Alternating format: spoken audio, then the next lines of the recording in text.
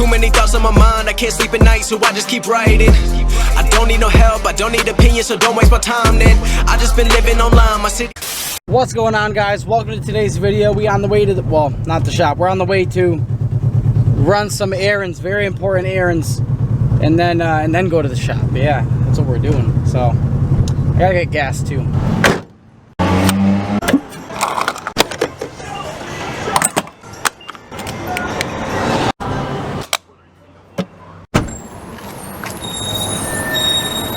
Alright, just had myself mint lunch. Shout out to the homie that pulled up right here. I got you. But we off. Head to the shop now. Peace out, Waterbury. It's been well. It's been well and good. Pardon me, but I'm passing gas to my entourage. No gas mask, I'm in my old school. With the Georgia tag, with my Georgia ass and my red flag. Down 3 deep, come face me. I went toe to toe with the best of them. I bust shots and the rest of them. Don't test me, don't test them. Alright, welcome to my more than humble abode. So today, this I have to do things with because, yeah, I'm going to bring these to my buddy's machine shop and get the manifolds flattened down. So all this has to come off today, which surprisingly, I know it looks like it's a lot, but this is why I like the fact that I made this, because it's literally like 1 clamp, 2 clamp, red clamp, blue clamp, 4 clamps, 4 bolts, or whatever. Yeah, I don't care, whatever. 4 of those, and then 3 of these on each side, just because that's what I put in there. It's like doing headers, pretty much. It's not a big deal. Also over here, so with these injectors, with the LS injectors, truck injectors, whatever the hell they are, they're little like short injectors like this that Hunter Tune takes and decaps and sells. So doing that, apparently another thing that I didn't know until like pretty much like yesterday. So a lot of people say that you don't need to run the injector or the resistor box, and it'll kind of hurt the performance and make the injectors behave weird because you don't need to run. I don't know. Sorry. The injector box, resistor box, whatever you want to call it, the box for the injectors, this thing right here. Basically, you take this off and you just splice the wires together that are separate going into this box and out. And yeah, I apparently that's what you do. So that's another thing I'm going to do today. I feel like I'm going to do this first because I just feel like doing that first. I feel like doing it first because I'm going to do it first. Alright, I'm going to do that first.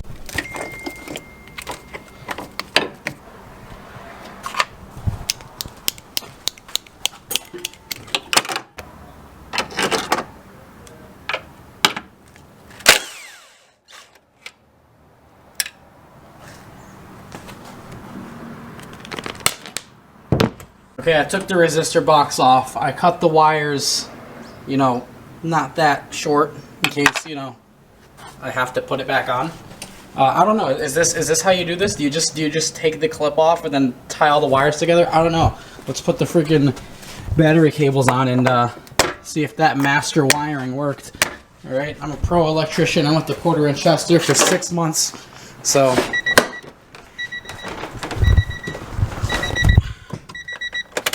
Will it start?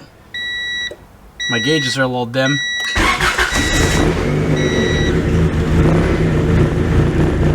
I mean, it started. My gauges are dim as shit because that's where I get my, oh, because there's no ground.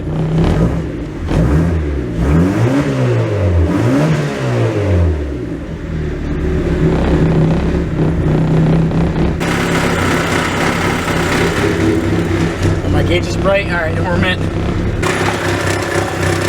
Oh, it's a fucking piping right here. That's what makes it rattle. So I gotta make a mount for this. Alright, well, let me finalize this in a not really shitty way. I'm gonna actually use connectors and stuff. Well, at least one big crimp connector for all this. Or a mint. Well, that's my setup right there. I hear the ice cream truck. What the hell, dude? Remember when screwballs used to have 1 ball in them? And then they tried to sell you on it even more? And so they put 2 gumballs in it, but the 2 gumballs were hollow, shitty gumballs, and they were smaller than the 1 big one. I don't think an ice cream brand's ever lost my trust faster. So this will go in my box of Prelude stuff in case I ever need it. But in this case, with these injectors, you don't need them, or you don't need it because apparently it makes it run weird. And I mean, it makes sense because that was the first start, and it starts up and runs way better than it ever did with the injector box in. I knew it had to be something stupid, like some kind of weird injector electrical thing. The fans are working, keeping everything cool. I gotta put friggin' power steering fluid in that, so that noise is, but no overheating, idling pretty good. Let me set you guys down right here and put a couple very light revs.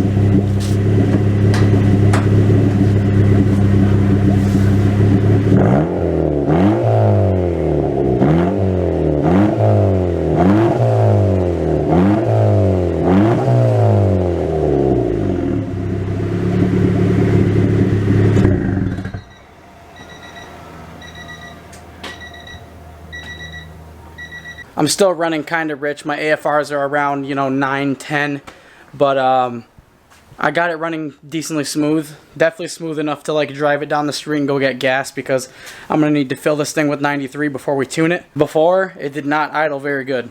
Now, idles pretty good. It's not perfect. It's obviously rich.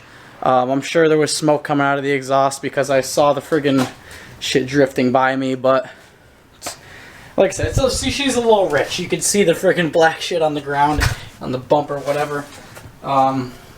Yeah, a little rich, but definitely, you guys could tell, it runs a lot better than it did before. So I think we'll give this thing a break for the day. Now we'll head over here and start taking this stuff off, because either tomorrow or Friday, haven't exactly got the word yet. All I got the word on was tomorrow or Friday, I can meet my buddy down at his shop and he can do the planing, decking, whatever the hell you want to call it. But anyways, I'm gonna start taking this stuff apart and getting it ready to get legitimized.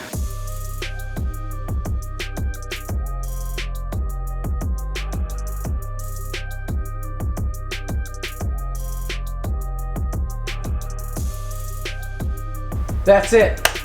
That right there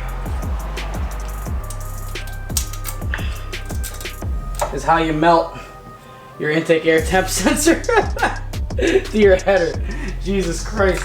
Taking the initial front section and turbo off and downpipe, ridiculously easy. I literally spent so much time trying to figure out the absolute easiest way to deconstruct this if something fails, and yeah.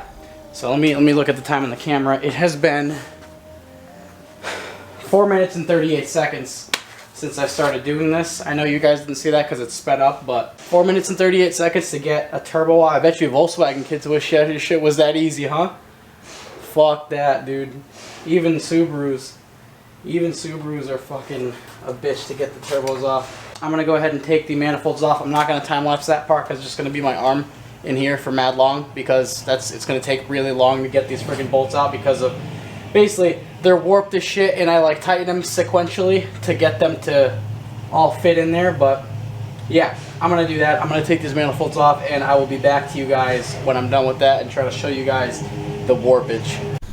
Alright, so what I might end up doing is just like adding another pie cut right here to kind of just twist this flange this way, because then the turbo will be faced a little bit more like backwards, which won't be a problem for anything really. And I'll just have to maybe make 1 or 2 cuts on the downpipe to just kind of twist probably just one, because that'll go forward, and then it'll have room for the tensioner. Because honestly, like, this is kind of a big bitch to figure out, so I kind of really want the belt in like the stock position. But I got these off. I guess you can't really tell too well on camera. Yeah, there's a lot of welds, whatever. You could tell here how it's like down that way and kind of like this over there, but we're gonna get that taken care of the legit way. With those, if you didn't see me build them, whatever, I basically just made log manifolds. If you look at any 7.3 diesel manifold, they're way tighter than that, and there's a lot more compression, and they work fine. So these will work fine. They will be getting heat wrapped. I do actually have a couple things that came in the mail. I don't really have, I don't know, we'll go look. So I got this 50-foot roll of heat wrap. Ronnie also gave me this heat wrap right here. I don't want to touch that too much, but I'll just put that in there. So I have probably enough for both manifolds and the downpipe. So I got my super sick gold O-ring chain. I'm not going to take it out of that. And I also got a brand new 14 tooth front sprocket. So I'm going up a tooth in the front on the YZ, if anyone cares. And yeah, that'll be a little bit longer. So basically with enduro bikes, you want a longer gearbox, and my bike is a motocross bike, it's an MX bike, whatever the hell you want to call it. Those have a close ratio gearbox, unlike the KTMs, which have like longer gears. That's why they made the YZ250X, because it has the longer gears, has the 18-inch rear wheel. It's more of a woods bike. So aside from an 18-inch rear wheel and like a flywheel weight, the bike should be pretty damn close. I gotta put new tires on it as well. But with that all being said, I have to wrap this video up because I have a family thing to go do. It's officially unturbo kitted. Yay! A lot of people are not getting notifications from my videos when I post them. Even Ronnie, who watches almost every video, gets the notification about 3-4 hours later. So yeah, go check, turn it off, turn it back on, whatever. Subscribe, unsubscribe, do what you gotta do. I'll see you guys next time. Anyways, I will see you guys next time. Thank you for watching. Again, for the 15th time, subscribe if you haven't and hit the notification bell, because shout out to YouTube. I will see you guys next time. Peace out.